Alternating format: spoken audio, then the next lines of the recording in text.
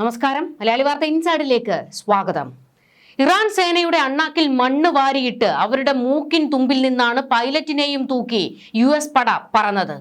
എന്നാൽ പൈലറ്റ് അപകടത്തിൽ വീണതല്ല, വീഴ്ത്തിയതാണെന്ന് ചില രഹസ്യ റിപ്പോർട്ടുകൾ പുറത്ത്. F-15E ആക്രമിക്കപ്പെടുന്നു.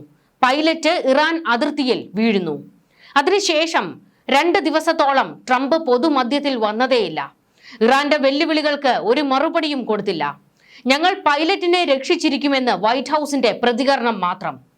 എന്നാൽ പൈലറ്റിനെ സുരക്ഷിതമായി തൂക്കിയതിന് പിന്നാലെ ട്രംപ് രംഗത്തേക്ക് വന്നു. ഇനി സമാധാനമില്ല, ഇറാനിൽ അമേരിക്ക തീ തുപ്പുമെന്ന്.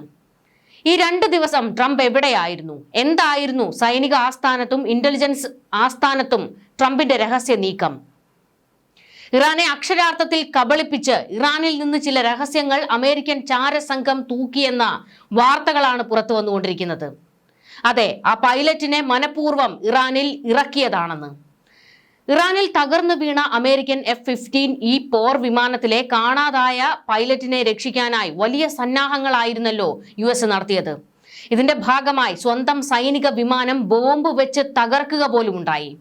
സമീപകാലത്ത് US സൈന്യം നടത്തിയ ഏറ്റവും ധീരമായ രക്ഷാപ്രവർത്തനമെന്നായിരുന്നു ഇതിനെ ട്രംപ് വിശേഷിപ്പിക്കുകയും ചെയ്തത്. യുദ്ധവിമാനം നഷ്ടപ്പെടുന്നതിനേക്കാൾ വിലയേറിയ ജീവൻ രക്ഷിക്കുന്നതിനും സൈനിക രഹസ്യം സംരക്ഷിക്കുന്നതിനുമാണ് പ്രാധാന്യം നൽകിയത് എന്നൊക്കെ US പ്രതികരിക്കുകയും ചെയ്യുന്നുണ്ട്. എന്നാൽ ഇറാനിൽ അകപ്പെട്ട സൈനികരെ രക്ഷിക്കാൻ നടത്തിയ നീക്കങ്ങളെ പറ്റിയുള്ള റിപ്പോർട്ടുകൾ അതേപോലെ വിശ്വസിക്കാൻ തയ്യാറല്ലാത്തവരുമുണ്ട്. സത്യത്തിൽ ആ സൈനിക നടപടിയുടെ കാരണം വെറുമൊരു പുകമറ സൃഷ്ടിക്കലായിരുന്നുവെന്നാണ് ചില യുദ്ധവിദഗ്ധരും വിരമിച്ച US സൈനിക ഉന്നതരുമൊക്കെ പറയുന്നത്. അതായത് ഒന്നും കാണാതെ അങ്ങനെ ഒരു നീക്കം അമേരിക്ക നടത്തില്ലെന്ന്. അമേരിക്കയ്ക്ക് കൃത്യമായ ചില ലക്ഷ്യങ്ങൾ ഉണ്ടായിരുന്നു, അതൊക്കെ ഇതിലൂടെ സാധിച്ചെടുത്തു എന്ന്. അതിമാരക ആക്രമണങ്ങളാണ് ഇസ്രയേലിലേക്കും ഗൾഫ് രാജ്യങ്ങളിലേക്കും ഇറാൻ നടത്തിക്കൊണ്ടിരിക്കുന്നത്. ഇനി ഇറാനെ അടിക്കുമ്പോൾ മർമ്മത്ത് നോക്കി തന്നെ അടിക്കണം, തല പൊക്കരുത്. ഇത് കരുതിക്കൂട്ടിയാണ് ട്രംപ് ഇറങ്ങിയിരിക്കുന്നത്. അതിന് ഇറാനിലെ ചില രഹസ്യ വിവരങ്ങൾ ചോർത്തിയെടുക്കണം. അതിന് IRGCയുടെ ശ്രദ്ധ തിരിക്കണം. ഒരു ഉപായമേ മുന്നിൽ ഉണ്ടായിരുന്നുള്ളൂ: US സൈനികനെ ഇറാനിൽ ഇറക്കുക.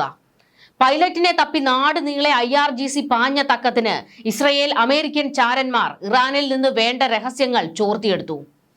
പൈലറ്റിനെ രക്ഷിക്കാൻ എന്ന പേരിൽ US നടത്തിയ ദൗത്യം യഥാർത്ഥത്തിൽ ഇറാനിൽ സമ്പുഷ്ടീകരിച്ച യുറേനിയം കണ്ടെത്താനും ഭൂഗർഭ അറകളിൽ ഒളിപ്പിച്ച മിസൈൽ കേന്ദ്രങ്ങൾ തിരിച്ചറിയാനും വേണ്ടിയായിരുന്നു അത്രേ. അതിനോടൊപ്പം കരയാക്രമണം നടത്തുമെന്ന് അമേരിക്ക വെല്ലുവിളിച്ചിരുന്നല്ലോ ഇറാനെ. അവിടെ ഒരു കരയാക്രമണം നടത്താൻ എത്രത്തോളം അമേരിക്കയ്ക്ക് സാധിക്കും, അമേരിക്കൻ സൈന്യത്തിന് ഇറാന്റെ മണ്ണിൽ ഇറങ്ങാൻ കഴിയും എന്ന് ഒന്ന് ടെസ്റ്റ് ചെയ്യുന്നതിന് വേണ്ടി കൂടിയായിരുന്നു ഇങ്ങനെ ഒരു നീക്കം നടത്തിയത് എന്നുള്ള വിവരമാണ് ഇപ്പോൾ പുറത്തേക്ക് വരുന്നത്. ഒരു കാര്യം അമേരിക്കയ്ക്ക് വ്യക്തമായി മനസ്സിലായിരിക്കുന്നു. അതായത് ഇറാന്റെ മണ്ണിൽ തങ്ങളുടെ ഒരു സൈനികൻ വീണപ്പോൾ അവിടെ മണിക്കൂറുകൾ 2 ദിവസം വേണ്ടി വന്നു എങ്കിൽ കൂടിയും അവിടെ നിന്ന് രക്ഷിച്ചെടുക്കാൻ അമേരിക്കയ്ക്ക് കഴിഞ്ഞു. അതായത് ആ മണ്ണിൽ ഇറങ്ങുന്നതിനുള്ള പഴുതുകൾ കണ്ടെത്തുകയായിരുന്നു അമേരിക്ക ചെയ്തത്.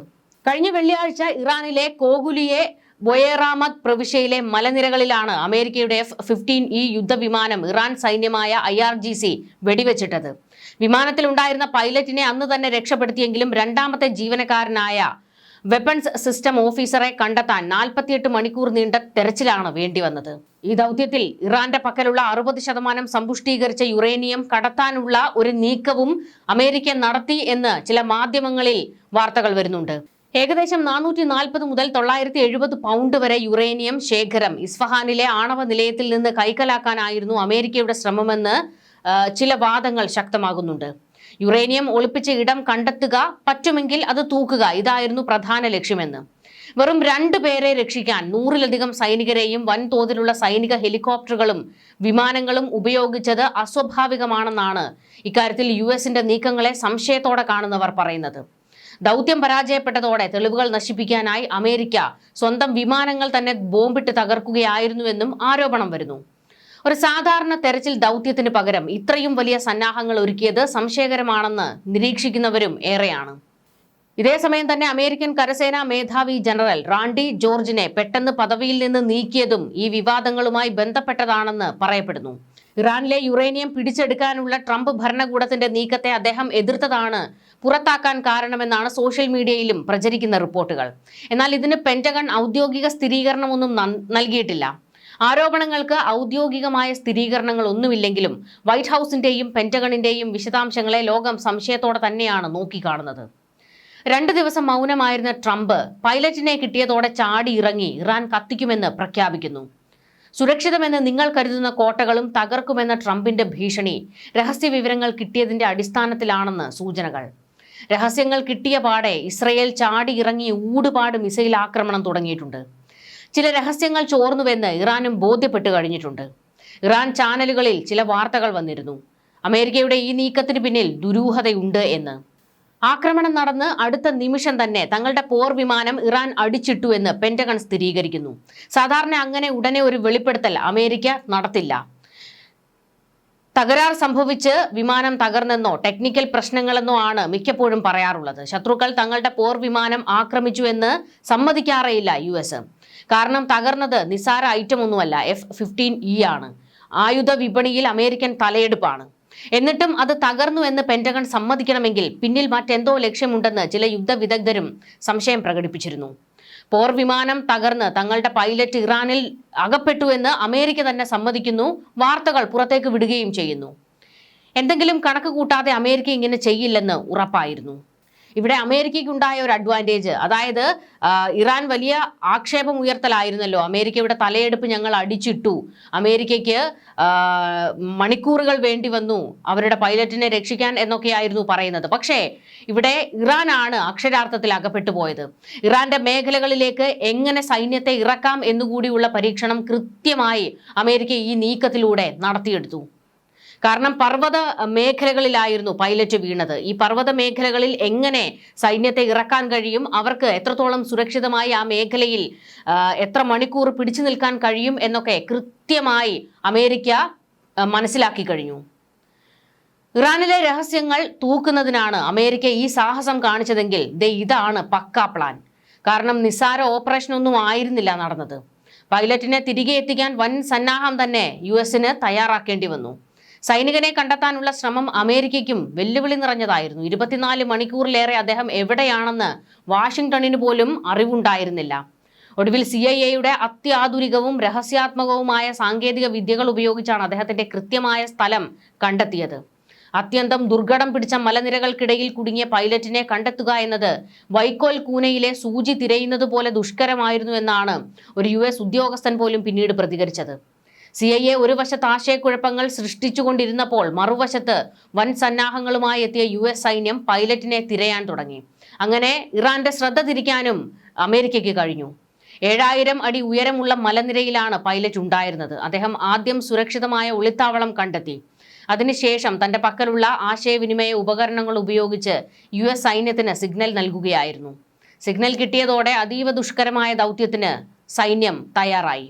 F-15E തകർന്നതും അമേരിക്കയ്ക്ക് നികത്താനാകാത്ത നഷ്ടമാണ്. കാരണം ലോകത്തിലെ ഏറ്റവും ചെലവേറിയ യുദ്ധവിമാന പദ്ധതിയാണ് F-35 ഗണത്തിൽപ്പെടുന്നത്.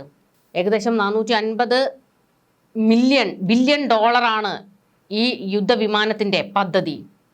റഡാറുകളുടെ കണ്ണ് വെട്ടിച്ച് പറക്കാനുള്ള ഇതിന്റെ സ്റ്റെൽത്ത് ശേഷിയാണ് അമേരിക്കയുടെ പ്രധാന കരുത്ത്. ഈ വിമാനം വെടിവെച്ചിടുക എന്ന് പറയുന്നത് പോലും അത്ര എളുപ്പമായിട്ടുള്ളൊരു കാര്യമല്ല. അതുകൊണ്ട് തന്നെയാണ് വിദഗ്ധർ പറയുന്നത് ഇത് അമേരിക്കയുടെ കൃത്യമായ പ്ലാനിംഗ് ആയിരുന്നു എന്ന്.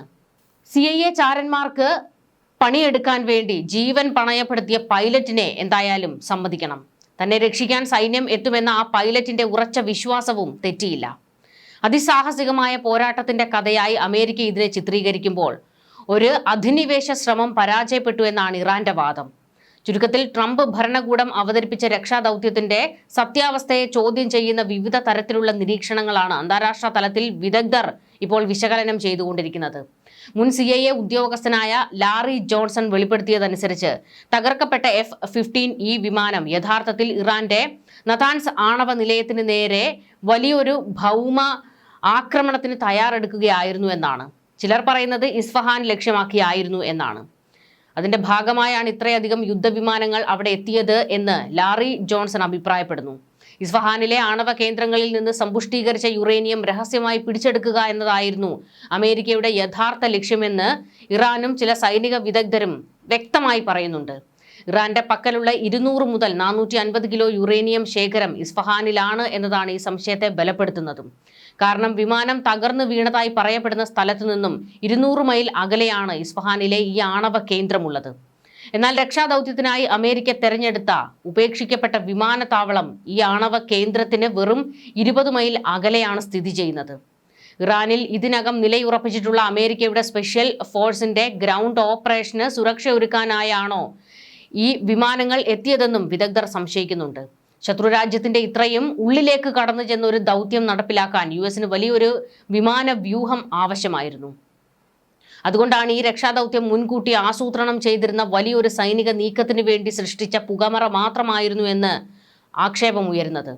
അതിസാഹസികമായ പോരാട്ടത്തിന്റെ കഥയായി അമേരിക്ക ഇതിനെ ചിത്രീകരിക്കുമ്പോൾ ഇത് പാളിപ്പോയ ഒരു ശ്രമം മാത്രമാണെന്ന് ഇറാനും വാദിക്കുന്നു. എന്തായാലും അമേരിക്കയുടെ കൃത്യമായ ഒരു നീക്കം അത് ഇറാനിൽ നടന്നിട്ടുണ്ട്. ഇറാനിലെ ചില കേന്ദ്രങ്ങളിലെ രഹസ്യ വിവരങ്ങൾ കൃത്യമായി ചൂണ്ടിയെടുക്കാൻ അമേരിക്കൻ ഇസ്രയേൽ ചാര സംഘങ്ങൾക്ക് കഴിഞ്ഞിട്ടുമുണ്ട്. ന്യൂസ് ഡെസ്ക് മലയാളി വാർത്ത ഇൻസൈഡ്.